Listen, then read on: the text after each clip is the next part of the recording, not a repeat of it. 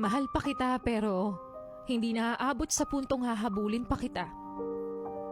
Mahal pa kita pero hindi na sa'yo magpapakatanga dahil ako'y natuto na hindi lahat ng darating sa buhay mo ay mananatili, na hindi porket mahal ka ay hindi ka nasasaktan.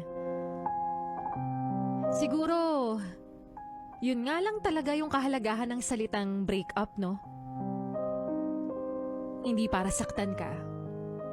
Hindi para magdusa ka. Hindi para ipamukha na nagkamali ka, kundi para ilayo ka